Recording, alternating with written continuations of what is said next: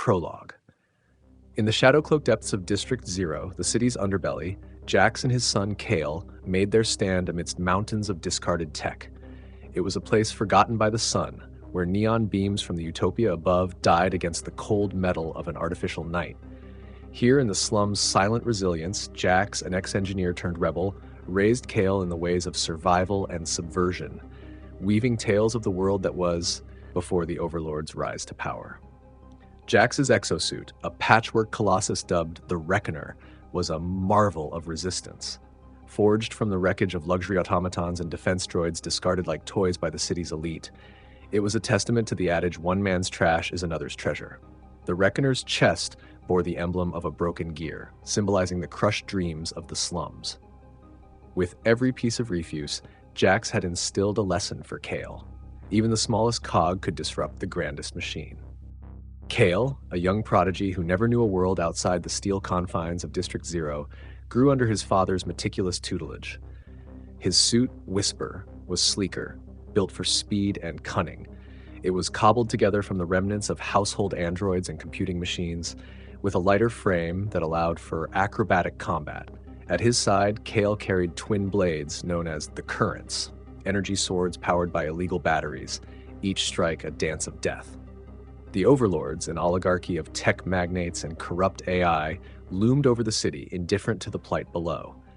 They enforced their will through the mech law enforcement units, autonomous enforcers that roamed the slum borders to quash any hint of rebellion. The overlords believed themselves untouchable, ensconced within their ivory tower, the Spire, a gleaming obelisk that pierced the heavens, home to the machinery that kept them in eternal opulence. Jax and Cael's quest for vengeance was more than a personal vendetta. It was a clarion call for the oppressed. It had begun with Jax's wife, taken by a merciless system that discarded the sick to preserve resources. Her memory was the undying flame that spurred their crusade, her suffering the anthem that sang in their hearts. Under a sky choked by the steel and glass of the overlord's city, Jax and his son Cael found themselves at the edge of a sprawling junkyard, the mechanical wasteland that fringed the putrid heart of District Zero.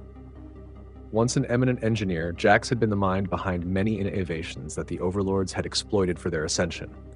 When his wife, a brilliant biochemist, fell ill with a disease the overlords deemed too costly to cure, she became expendable, another life lost to the callous calculus of the elite.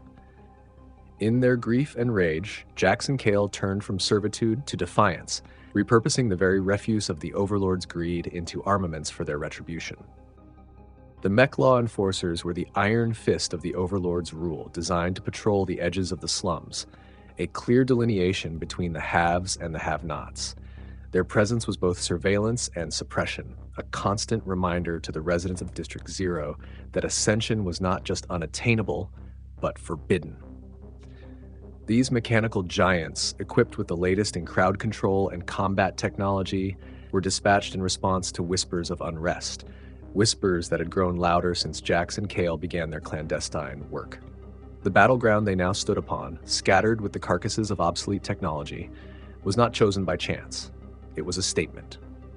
Here in the shadow of the Spire, amidst the broken bones of a million dreams, they would begin their insurrection.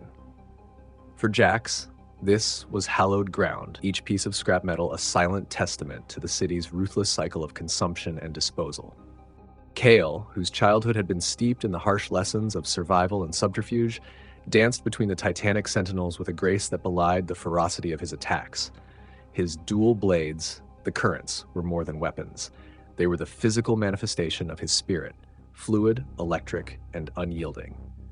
Each cut, each severing of wires and hydraulics, was Cael's own cry of defiance, his personal rebellion against the mechanical jailers that had kept them confined to the dregs of the city. Jax, embodying the steadfast resolve of a fallen titan rising once more, stood unflinching as his railgun unleashed its fury. The booming reports of his weapon were the voice of his wrath, calling out to every corner of the slums. Each round he fired shattered more than the metallic bodies of their oppressors. They shattered the illusion of the overlord's impunity. As the father and son carved a path through the encroaching wave of mechs, their actions reverberated beyond the immediate chaos of whirring gears and exploding ordnance. The mech law enforcers were the harbingers of oppression, but in their dismantling at the hands of Jax and Cael, they became the harbingers of the overlords' potential downfall. Each victory against the mechanical Goliaths sent ripples through the Undercity, stirring the hearts of the downtrodden. This clash was more than a battle. It was the first open challenge to the overlords' regime. As the story of their resistance spread from the darkened alleys of the slums to the flickering screens of the populace, Jax and Cael's fight became the people's fight.